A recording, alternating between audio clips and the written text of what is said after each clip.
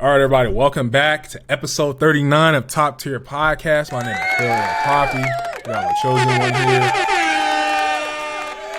here. You know, man, it's crazy. Episode 39, man. We're almost at 40. I mean, we've been doing this for a few months now. And just wait till we get at like 150, 140. Starting a podcast just kind of seems like, I know, seems like the thing to do, you know. People, that's like, I see a criticism of it on Twitter. People act like it's like a quarter life crisis because I'll be 25 in March. So people think it's like I don't know. I've heard that. I've seen that on Twitter. People think it's men starting a podcast and talking crazy and shock. They do be seeing. I do hear quarter life. It's a quarter life crisis thing. I hear the same thing. But what's their quarter life crisis? Posting thirst traps on the internet. Let's talk about it. OnlyFans. I don't know. Let's talk about it. I don't know. We got a lot of topics for this week, so let's go ahead and get right into it. Golden Globes were this week. Jerrod Carmichael was the host, and a lot of people are saying he went too far with a lot of his jokes. Now, we do know, as of recently, that the Golden Globes, the Oscars, they've been going through a little bit of diversity challenges, if we want to say that, to be PC about it. Basically, they just don't really have a lot of black talent. They don't really have a lot of black people that are the ones that are voting on the awards. They don't really have a lot of black people that are winning awards, being nominated for awards, or enough is what I probably should say. And Jerrod Carmichael was talking about it, so he went all the way there. And people are saying he just went too far with it. He was making jokes about, obviously, the Hollywood foreign press being racist. He was making jokes about Whitney Houston's death. He was ridiculous. Dropping F-bombs. He went all the way there. He even said that Will Smith, or insinuated that Will Smith was gay.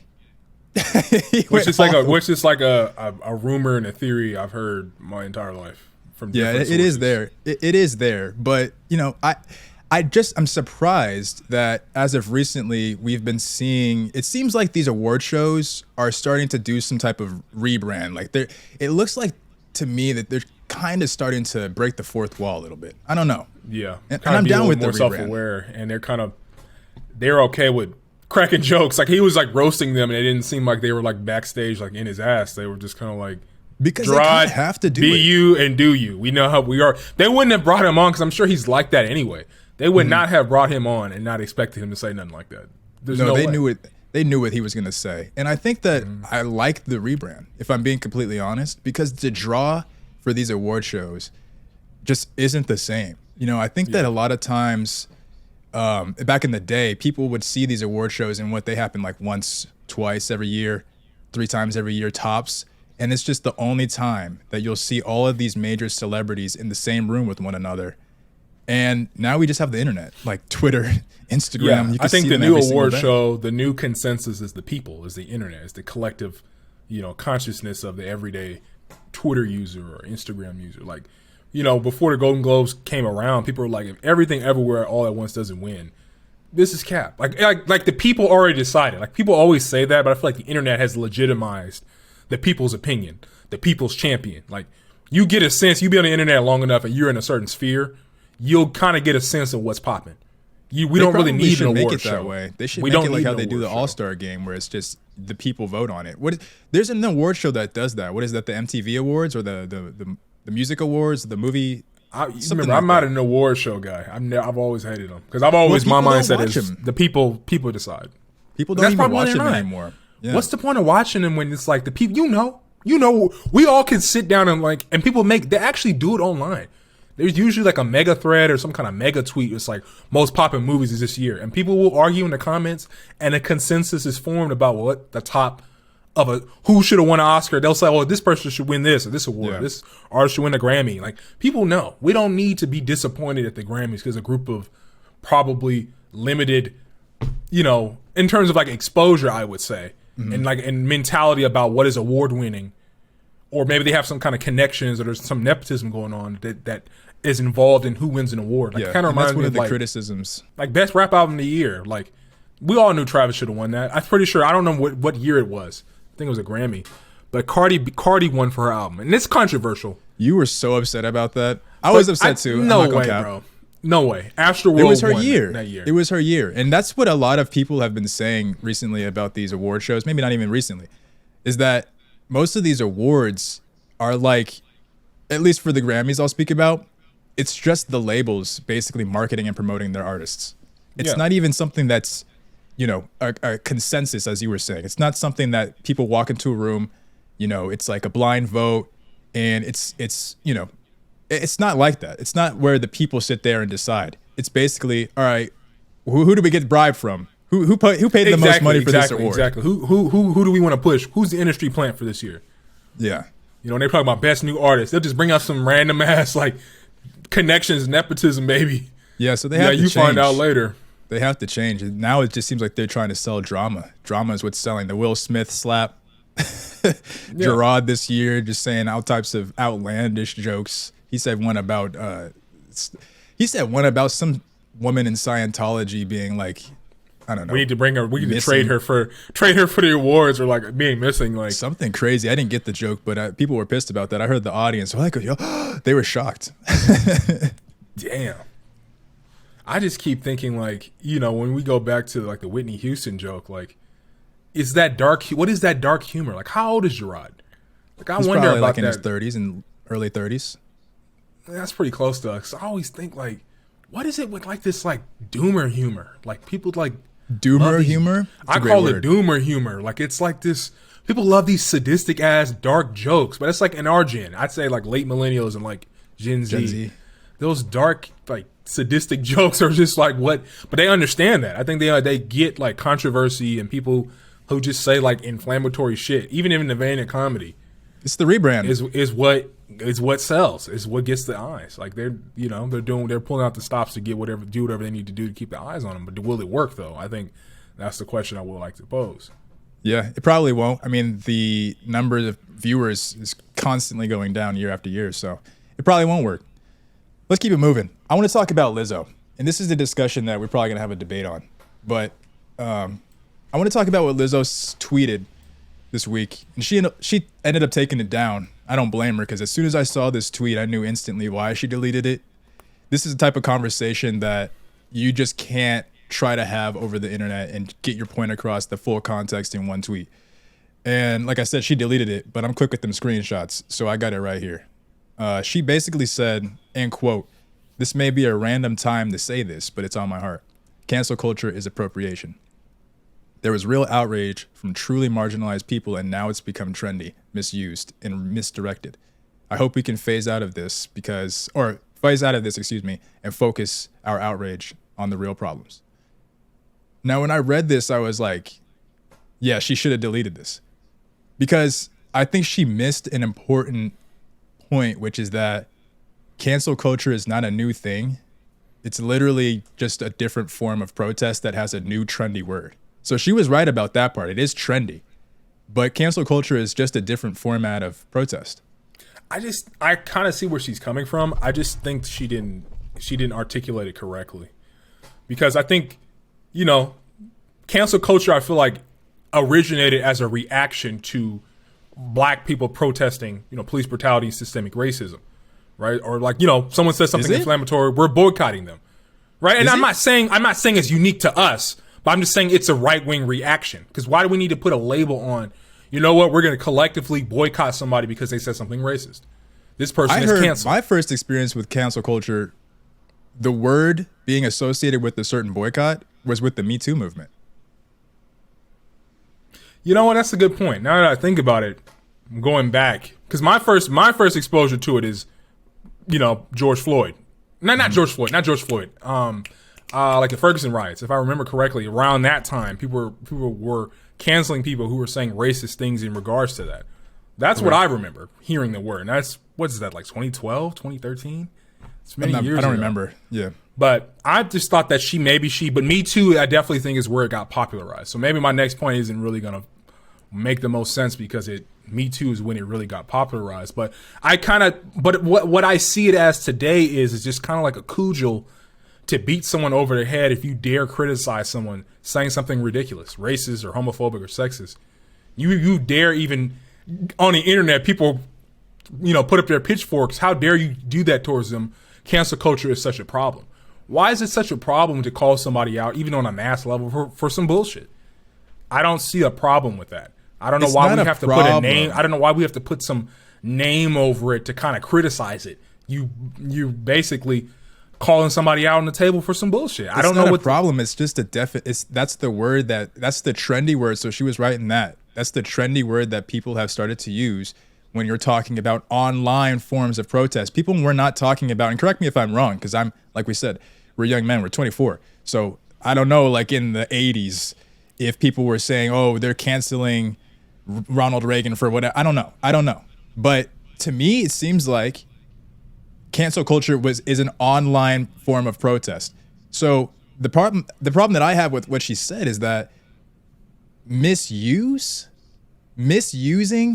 and saying that there's like fake outrage means that you are saying that certain people's form of protest or what they choose to protest isn't worthy of being protested, isn't worthy of a boycott, isn't worthy of being a trendy hashtag where everybody is joining in to cancel something. I see what you're saying. And I think that part is where I'm like, damn, like I have to question that. I have to criticize that. I think it's just the term just causes a lot of confusion. Because I'm just thinking on all spectrums, like there's nothing wrong to protest. And there's nothing wrong with, withholding your dollar if you don't agree with, whatever the organization that you are paying for a good or a service or whatever, entertainment or whatever. If you don't agree with what they're doing, withhold your dollar. But why do we need a term for it? What the fuck is cancel culture? That's my, I don't. What do you mean? I agree with what you're saying about her. But what do we need? They're saying it's a culture to cancel people. Like people haven't been boycotting people since probably the dawn of humanity over something, or protesting, an evil regime, or protesting whatever, all of human history. Why do we need why is it a culture? Is my question. Because it's taking place online. It is a culture. It's taking place online. It's just boycotting. Why do we need to add an extra term to it? That's what I'm trying to say. That's the part that's different. That's what sets it apart. It's not and that's what I'm saying. I agree with you. It's cancel culture that's taking place online. I just don't like that word. I'm probably derailing us a little bit from Lizzo, but that's all I'm saying. But yeah, with the Lizzo thing, I hear what she says, about fake outrage, because a lot of people will just drum up some shit. They'll find something. Like, it kind of reminds me of like when Beyonce in her last album, I think she said the word spaz, and they was just like, "You said spaz? Are you making fun of disabled people?" And they just went on a run. I feel like sometimes people do that. That fake outrage stuff is real. Like, they already don't like you, so they're just waiting for any small thing to drum up something just to fuck with you. And that's what she was saying about misuse, and I just don't agree with that, because who are you to tell people how they deserve to be able to protest? I just don't see that, or what they want to protest. What you're saying, but it's free speech. So I understand that you're criticizing the fact that she's criticizing people protesting whatever they want to protest, and that's fine. That's the beauty of it. On both sides, people with the fake outrage control, and she can criticize the trolls, and you can criticize her criticizing the trolls. So that's what you think she's talking about? You think she's talking about the trolls? She's not. I really think she's talking about this to everybody. I really think she's talking about the trolls. And she's talking about people who just, because she's probably looking at it from the perspective that to boycott, it has to be something noble. It has to be something, you're boycotting something that's legitimately evil. You're not just an asshole trolling. No, I think that's what she's really trying to articulate. Yeah, she should have just cut it, and that's what she said in the first half. She should have just cut it right at that sentence. Cancel culture is appropriation, because that's what you just said. That's the sentence. That's actually the truth. Because when you think of older protests, if you think about the states, you're going to think of MLK in terms of the figures. You're thinking of MLK. I don't know. You probably think of like revolutionary and the bus boycott. Yeah, you think of that. You think of like the French Revolution. Now it's in terms of history. People have been protesting since ever, and those were actual forms of oppression. Now you have people that are protesting the smallest of things, like people saying certain words, or people, being misinformants of certain types of topics and things like that. So yeah, I understand that point, but she should have just left it in the first sentence. I think as soon as you get to the second half, that's when I'd have to start questioning. She was completely right in the first half of that tweet. But let's keep it moving, because speaking of appropriation, Gwen Stefani was recently interviewed, and in that interview, she said that she identifies as Hispanic and as Japanese. And if you guys are not familiar with Gwen Stefani, she is a full-ass white woman. Yes, 100%. Like So- what's that movie? When what's his name? Cat Williams was like, they had that baby. He was in the prison. I don't know what movie this was, but he was in prison and he was talking to this lady and she was holding his white baby. And he said that baby is Caucasian, or from the Caucasus Mountains.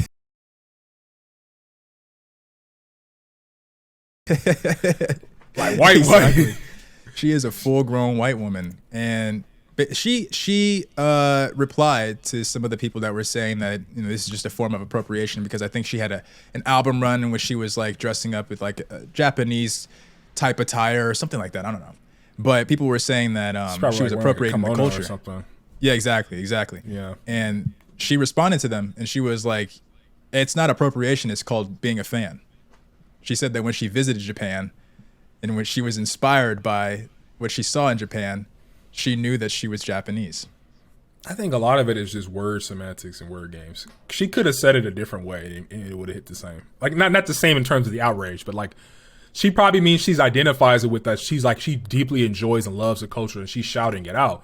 But the identifies, like saying Gwen Stefani identifies as Hispanic and Japanese is where the inflammatory comes, because people are thinking, so is she just defining herself as this now? Or are we going to have to address her as Japanese and Hispanic from now on? Like, people maybe didn't look too deep into it, but I really think this is harmless. I really don't think this is You think it's appropriation. harmless? I think this is a shout out. You don't think it's appropriation? I don't think it's appropriation if she's shouting out that I'm just respecting the culture. I like to dress up in the attire. I'm shouting it out. Identifies as is problematic, but I really do not. I'm giving her the benefit of the doubt. I normally don't. Let me But I ask feel a like- question. Let me ask. And actually, let me before we take this on, let me read the definition of appropriate. Okay? Because I'm sure there's people that are watching and listening to this that probably don't actually know. Appropriate. This is from Webster's. To take something for one's own use, typically without the owner's permission. That's the definition. But how are you gonna? That's what I'm saying. Like, how are you gonna like? I feel like it's different when it's like an entire culture. Are you gonna go to every single person of a culture, ethnic group, and say, "Hey, is it okay if I wear your ethnic attire?" I don't think you can really be able to do that. But I think if you do wear their ethnic attire and you put it with respect, you put it, you actually go to someone of the culture and make sure that everything's okay, and you shout out that culture. I don't think and you're showing love. I don't think that's a problem. Now, if you making money off of it, and and then she's Gwen Stefani, so she probably is making money off it. That might be different. So I like can that we kinda have see different that as opinions on appropriate. this. I like can that we see have that as different opinions appropriating. on this. I want to play a game. All right. I want to play a game that's called What Else Do White People Appropriate? Because it seems like we have different opinions on what type of things are technically appropriated, quote unquote, appropriated. So this is how the game is going to work. And we could do a practice round too, just to make sure that the audience understands it. So we're going to have 3 rounds, okay? In each round, each of us is going to say one thing that white people appropriate or have appropriated it in the past. And whoever has the best answer is going to technically win that round, okay? And then we'll tally it up at the end to see who wins the game. All right, you want to play this game? Yeah, let's do it. All right, let's do a practice round, okay? So you can go first. You go first. Fried chicken. Fried chicken, explain. Why is Colonel fried chicken appropriated? Because I don't think that's appropriation. Colonel Sanders jacking a black woman's recipe. Okay. I see. So you're saying like KFC fried chicken, like the Yeah. brand. Yeah, I'll say that. Yeah, we'll say that. Okay. All right. I'll second that by saying Aunt Jemima. Aunt Jemima is appropriated. Who had the better? Maybe who the had image. the better answer? I don't know. I Because think it's I the had same better thing. answer. All right, I'll give you. But Because that was practice round. did a black person come up with the recipe for Aunt Jemima? It's Or Aunt is it- Jemima. They're using a black woman as the fucking cover of it. But that's a caricature. I won't necessarily say that's appropriating. Or I guess Aunt Jemima? I'm pretty sure Aunt Jemima is based... maybe my definition of appropriate. I'm thinking you're taking someone's idea or culture in some type of way. It's taking something. I guess it's taking her something. likeness, or maybe taking the likeness Exactly. of like a And it's a stereotypical stereotype. like Exactly. like wet nurse type like mammy caricature. You know what I'm trying to say? Exactly. I'll give you that round, though. Now let's play the real round, okay? Round 1. All right, you go ahead. Jack Daniel's whiskey. Explain. I don't know. These are probably so dumb. Because I'm pretty sure the Jack Daniel's whiskey was a black man's recipe. I'm gonna fact check that, but I've seen that before many times. All right, I'm gonna go ahead and say dreadlocks. Yes. You won that one. That was See, like, so how can you say that Gwen Stefani wearing a form of clothing, a form of attire that is specific to a certain, not just ethnicity, but a specific culture in that ethnicity and in that nationality as well? That's another thing. So it's like, it's multi-layered. How can you say that that's not appropriation, but you'll say that wearing some type of hairstyle is appropriation? Dreads are a tough one. I don't know. I'll give it to you, but dreads are weird because you see a lot of groups have had dreads in the past, but it's more, I mean, in modern day, it's more associated with us. Modern day, it's appropriation. Because, and the reason why I'd say it's appropriation, and I think the thing that I set apart when it comes to appropriation is, like, what are the repercussions of you being in that culture? What are the repercussions of you exemplifying something from that culture? When black people wear dreads, like, we've all heard the stories. When black people wear dreads, it's a problem. Some people already won't even be allowed to, like, you're enemy number one. Some people are, like, actually forcefully, like, removed from places, removed from competition because of the fact that they have a certain hairstyle. If a white person wants to wear it, it's just not the same. Like, they don't face those same repercussions. That's where I have to draw the line. That's normally where I draw the line. Round 2. I'll go first this time. I'm gonna use the word woke. Fuck, man. I was my ace in the hole. I probably could have beat it though. I'll save it for next round. I'll just say black dances, like dabbing. Dabbing being the biggest thing. That's a good answer. All right, you can go with the third round. Who won that one then? I'm gonna say woke because woke. I mean, I gotta take that round. The woke one is, and I want to like talk about the woke one. Like, that would be a nice before we move on. What about it? Like, everyone knows, but like woke is like the most appropriated word I've ever seen in my life. Like people use that word is now around the world. Like I swear to God, I saw some. I think it was like in France. It was, I don't know, it was somewhere in Western Europe where it was like woke Nazi, or they called it woke something. It was like in another language, but it had woke in the front. Like, it was like, I think it was like wokeification, but it was like their version of it. Like, but it said woke in the front. Now. And I was like, so we got dudes in Western Europe, right wingers in Western Europe throwing that term around now, and it's popular, mixing it with their language. I was like, how do we go from us saying stay woke, meaning be aware of white supremacy and don't be an idiot out here, don't willingly lay down your life, don't willingly fall for the games, and these guys took it and made it into some, if anything we don't like that's black, that's gay, that's whatever, that's wokeification. That's critical race theory. It's just like, it's sick. It's to the point where if you ask people where woke originated, they don't even know it came from black people. Hence the appropriation. Yeah. It's like the ultimate one. It's like, how do you not, it's really dumb. Like, I don't know. All right, you could go ahead, round 3. Round 3, I definitely would say streetwear, like streetwear culture. Like, ooh, explain that one.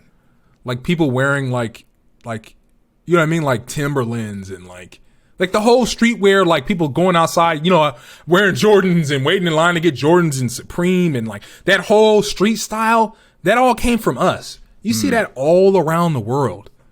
Like, if you just type in like streetwear culture, like streetwear outfits, all that came from us. All that fashion, that's us. That all came from us. And now it's like everybody's doing it now. I think I'm going to get a clean sweep. And hype beast culture. I think I'm going to get a clean sweep 3 rounds in a row. I think this one's going to murk that. I think that white people have appropriated Black Lives Matter. Oh, yeah. In terms of all lives matter. That's how they flipped it. I mean, I don't know about appropriation. I think that's just an asinine troll comeback to Black Lives Matter. Well, they stole the term. And they say, we're going to use that for what we represent. Not white people as a whole, but people who are saying all lives matter most of the time. Unless now, if you had said Million MAGA March, I'm pretty sure there was like a poster talking about a Million MAGA March. I swear to God, and I got to look this up. I probably could have said that one too. I probably could have said that one too. I could have said a lot of them. You would have won that one. They even used the word nigga. That one was so, yeah. White people have appropriated the word nigga too.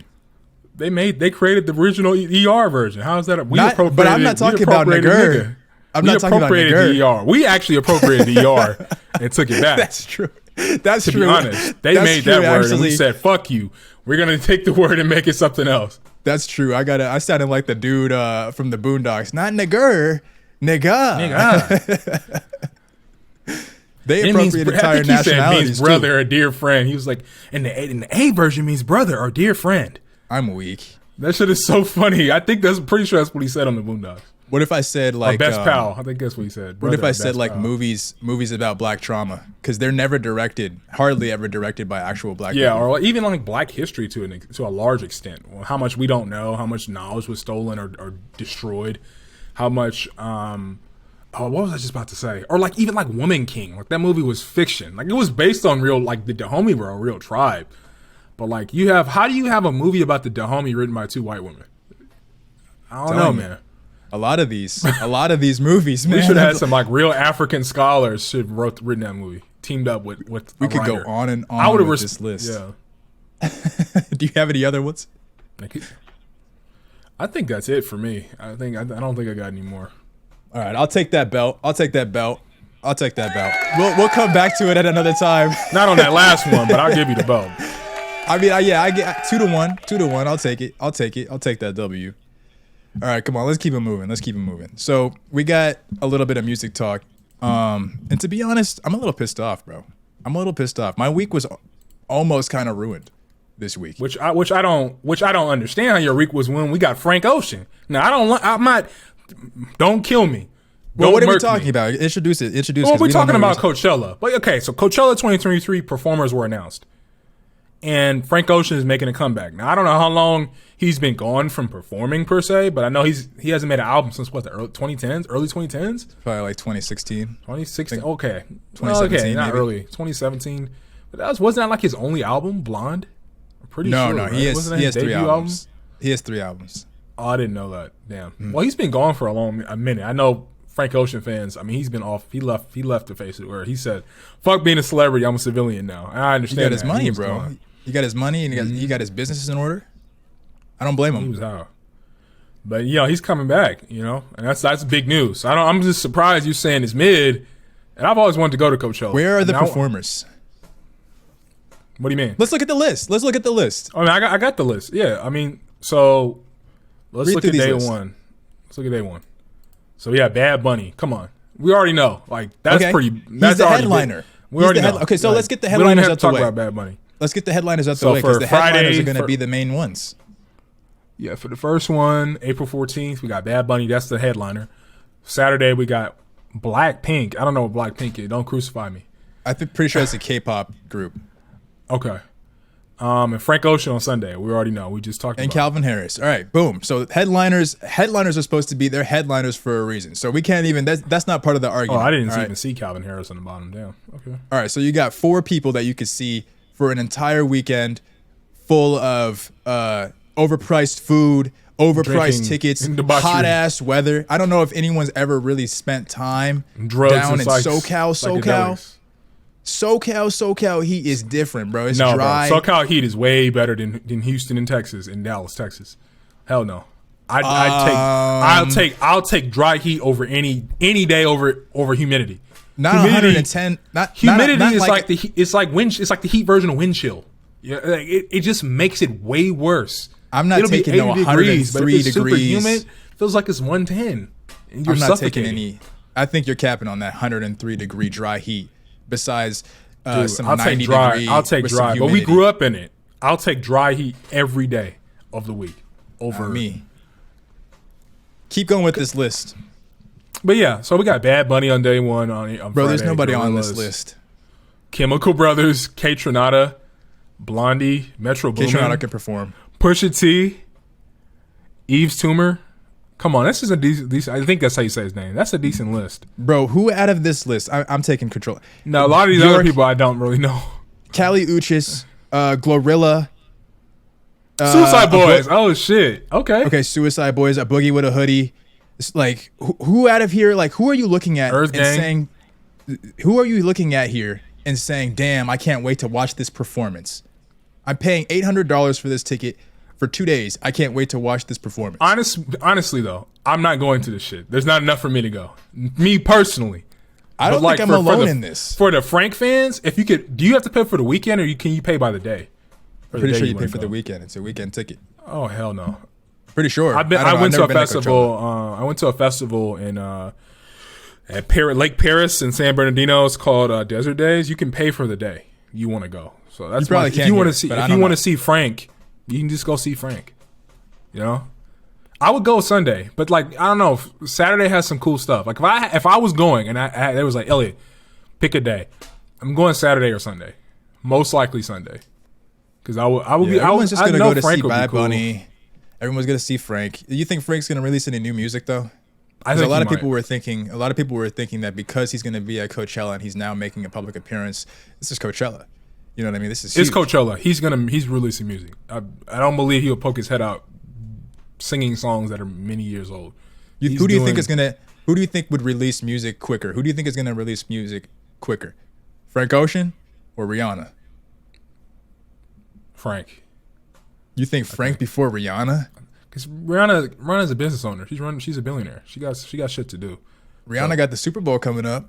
That's true. But I think she probably is not going to release an album though. She's probably not going to release an album yet. We're gonna say an album. I don't think a song counts because you might get in the mood and make a song, but an album is a different thing entirely. Yeah. You might get in the mood and make a song, record some lines. Your producer takes care of the rest. But an album is a lot more. I'm looking forward to it. All right, you want to head to deep cuts? Yeah. Or do we have any more? Oh, let's talk about ChatGPT. I forgot about that. So yeah, guys, for guys who don't know, the company OpenAI and GPT and different iterations of it. I think GPT-4 is coming out this year. They're essentially like super advanced AI language models. So they're trained up on like billions and billions. I think now it's like trillions of parameters, of data and information, and it can have a conversation with you, like the ChatGPT bot, which is based on GPT-3. And you guys can go online right now, type in ChatGPT, go to the first link, sign up, and just start talking to it. Yeah. I think it's incredibly impressive. It's a chat box that it can even code. Like we asked it to code Pong, like code us Pong. We played around with it. And it just gave us a prompt about what it's going to do. And it opened like a command prompt, like a code, and it just started coding it out. And C, I said programming in C, and it just started coding it. It lets you copy the code. It's kind of ridiculous, man.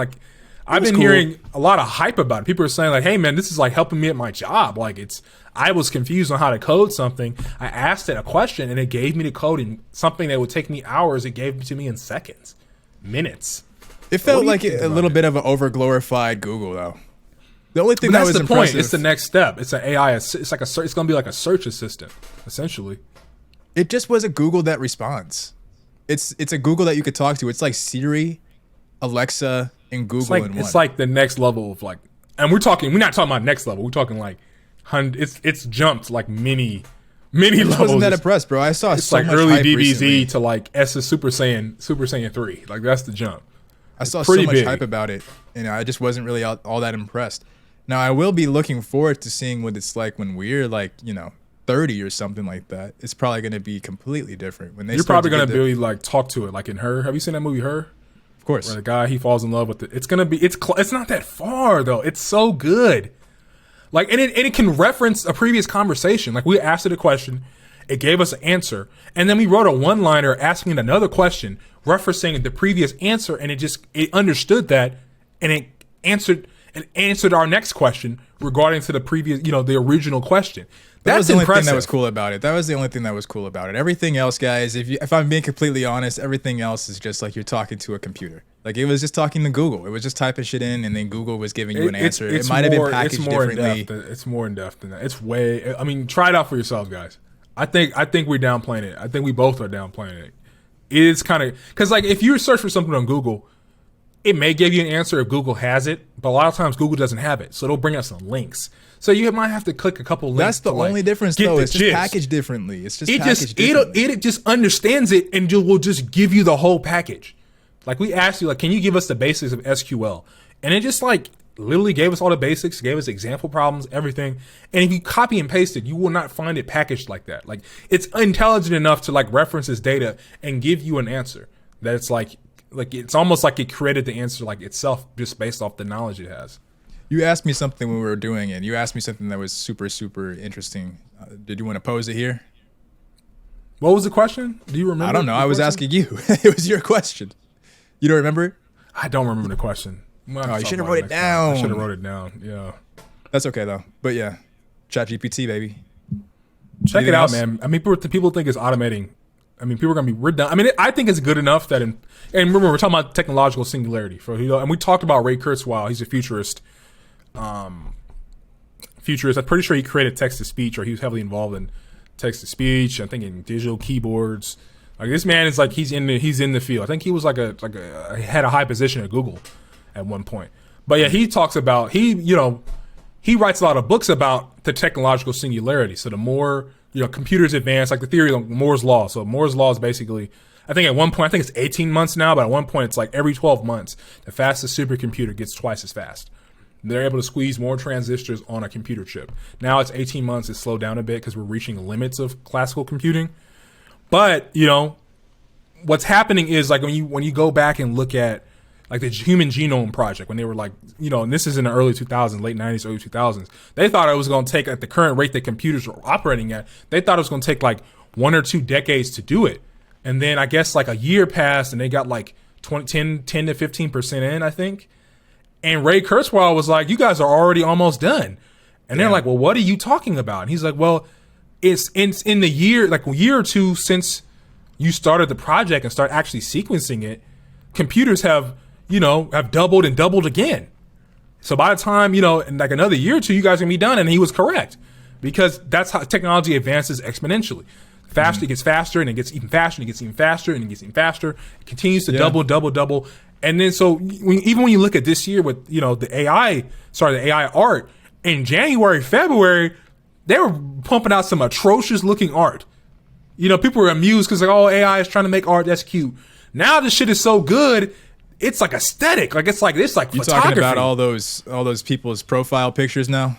Yeah, like Lizzo and like all was? The AI. Yeah, exactly. The AI art is so good. I don't know if you saw somebody created a concept for Disney, and they'd be stupid if they don't do it. They created like a prequel show to Black Panther called Bashenga, the first Black Panther, and they had AI art make concept art. That shit was immaculate. It was so fucking cool. I don't even know like how are artists going to have a job? Like artists who commission art pieces? Oh, no one's going to have a job. They're taking all that shit. It's just like, what? They're taking They'd all be that stupid. Shit. They'd be stupid if they didn't take that concept. But just look it up. Bashenga, the first Black Panther art, incredible. It's so good. They'd be stupid not to take that concept. But that's all I wanted to say about ChatGPT. And that's in a year, man. We went from like deformed looking people to like art that's like jaw dropping, award winning, like art. Like, you know what I mean? Like, no, that's in why a people year. are saying. That's why people are saying that with ChatGPT, they're not talking about them being worried about the current iteration. They're talking about them being worried about GPT 40, GPT 50. Yeah, because 4 comes out next year. 5 is probably another 3 or 4 years off, 2 to 4 years off. And they said 4 makes 3 look like a fucking joke. And look at how much people are making a fuss about ChatGPT now. They said, I've read it, that 4 apparently is like been blowing up my goddamn feed. Completely obliterates. Huh? Said they've been blowing up my goddamn feed. And remember, this is what we know. This is what they're letting the public know. This is what they're letting the public know. What do you think about the AI, language models they have in the military or in these deep, these R&D facilities? Like, are we gonna find out? Like, it reminds me of that goop. Yeah. They take over the streets. Yeah. We're gonna find out. They get them dogs. We're not even gonna be around, ready. Talking about, nigga, stop. Like that episode stop of right Black there, Mirror. nigga. And dude, he pulls out a blicky. It just comes out his back. It's not even gonna be funny. Dude's gonna just he's gonna hit you every time. You're not gonna be talking about, oh my god, this is cool, like the Jetsons. You're gonna be talking about, I had to run from this goddamn murderous robot. I had to run for my life. You're not getting away from that shit. I really think a genuinely super intelligent Terminator-like being, we would lose. It's too intelligent. People have as soon been as he saying tried that to we're react, turning into he's that. 10 plans in. Well, what do you think? Do you think that technology automatically is just going to become dystopian? I think we might have touched on this last week, but let's have the conversation again. I think it's going to be like Dune. Have you seen? I know you've seen the Dune movies, right? I haven't seen them, no. Or the first Dune, the new remake. I haven't seen any movies, of them. like, not even the older ones. Well, the way that the lore works in Dune is that they live in it's like the year 10,000 or 11,000 or something like that. Okay. And they don't have computers anymore. They all their star travel is they have humans who are super intelligent, so they do all the calculations for them. And I'm pretty sure they do all the calculations for space travel, long distance space travel, things like that. Because there was an era where, and this is a very famous quote by the author of the Dune series. He says as soon as man allows computers to do all the thinking, we're just going to be completely subjugated by the ones who control the machines. Whether that's a greater machine that controls the machines, or is that some rich billionaire who controls the machines? Either way, that power is so great, we're just going to be completely subjugated. Because in the Dune lore, eventually the people rebelled against the robots and they completely put a ban on computers. So there's just no more computers. All their high speed travel is done through taking this drug called spice that enhances, pretty sure enhances their minds so that they can especially the really intelligent ones, so that they can comprehend the mathematical, grandeur. Because it would take a computer to understand. We don't have the knowledge and tech to understand faster than light travel. I think we're just going to bind ourselves to the computers. I don't even think it's going to be where computers are over there, humans are over here, as if it's two different. I think we're going to form one species. That's probably what's going to happen, where it's probably going to be I think Dune transhumanism. It's transhumanism. You might have certain people who are vetted and tasked with being, and this is post we rebel against AI and robots and all that stuff, but you might have certain people who meld with the machine so that they can do the calculations, but they're still mortal. You can kill them. The only way you can make a computer, it'll be completely illegal to have a computer unless it's implanted in someone's mind, a very specific person who has been vetted. That would be a great concept for a series, though. We're probably giving away game right now. We got to keep it then. Because that's an amazing concept. I know we're kind of bouncing off Dune, but maybe I don't know enough to know if why they're so intelligent is they may have a brain implant, but I don't know. I think it's some I don't know what it is. But I think a lot of the biggest point of Dune is we underestimate the potential of the human mind. So because they don't have computers, they've had to push the absolute limits of the human mind. So that's why you have people who are that intelligent, because they have stretched the absolute limit of how intelligent a human can be, so that they can understand that the calculations involved in space travel.